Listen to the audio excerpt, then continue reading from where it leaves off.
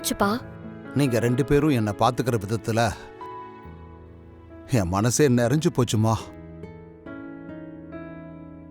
நீ என்னன்னா அப்பாவுக்காக அவ்வளவு பெரிய ரிஸ்க் எடுத்து ரேஸ் ஓட்டி என்னை ஹாஸ்பிட்டல்ல ரொம்ப நல்லபடியா பாத்துக்கிட்டம்மா. டிஸ்சார்ஜ் ஆகி வந்ததுக்கு அப்புறம் தீபாவும் அடிக்கடி வந்து என்னை பாத்துக்கிறா. இந்த குடுப்புன ஆம்பளை பிள்ளைங்கள பெத்தவங்களுக்கு கிடைக்குமான்னு தெரியலம்மா. ஆனா என் 2 பொண்ணுங்களும் என்னை கண்ணும் கருத்துமா பாத்துக்கிறாங்க. அதை நினைச்சா எனக்கு ரொம்ப சந்தோஷமா இருக்குமா. அப்பா, உங்களை நாங்க பாத்துக்காம வேற யாருப்பா பாத்துப்பா? என்னை விட தீபாக்கா தான் ஹாஸ்பிட்டல்லையும் வீட்லயும் உங்க கூடவே இருந்து அக்கறை எடுத்து நல்லா பாத்துக்கிட்டாங்க. இல்ல இந்து, நீ வேணும்னா அப்பா பக்கத்துல இல்லாம இருந்திருக்கலாம். ஆனா நீ ரிஸ்க் எடுத்து கரெக்டான நேரத்துல ஆபரேஷனுக்கு பணத்தை ஏற்பாடு பண்ணதுனாலதான் நம்மளால அப்பாவை காப்பாத்த முடிஞ்சிருக்கு. அதனால நீ என்ன விட அப்பாக்கு நிறைய பண்ணிருக்க.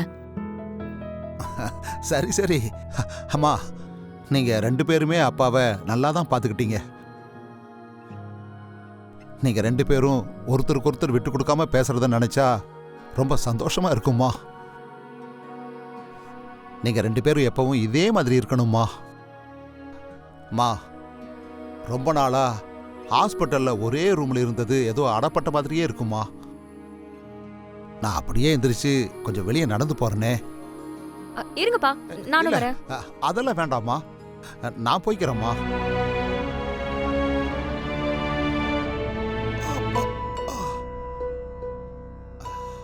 அப்பா, அதெல்லாம் ஒண்ணு இல்லம்மா, ஒண்ணு இல்ல, நான் பாத்துக்கிறேன்.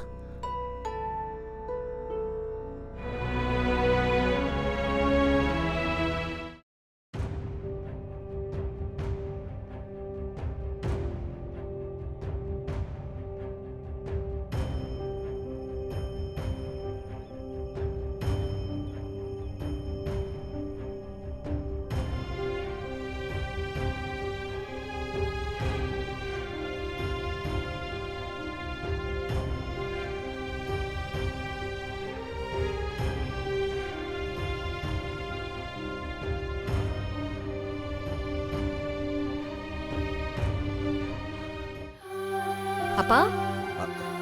அம்மா, ஏமா பாரதி எப்படிமா உங்ககிட்ட வந்துச்சு? அப்பா, நான் ரேஸுக்கு போனதே பாரதி எடுத்துட்டு தான். அந்த நேரத்துல நாம் இருந்த சூழ்நிலையில அவசரப்பட்டு இந்த வண்டியை வித்துட்டோம்மா. ஆனா பாரு, திரும்ப பாரதி நம்ம கிட்ட வந்துருச்சு. அப்பா, தானாலாம் வரலப்பா. கர்ணா தான் இந்த வண்டி எங்கேயோ தேடி பிடிச்சு வாங்கி கொடுத்திருக்காரு.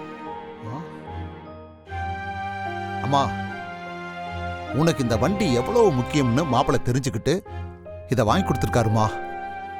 தங்கமானவருமா அவரு. ஆமாப்பா, ஆனா என்ன பண்றது, நிறைய பேருக்கு அவரோட அருமை இன்னும் தெரியலையே.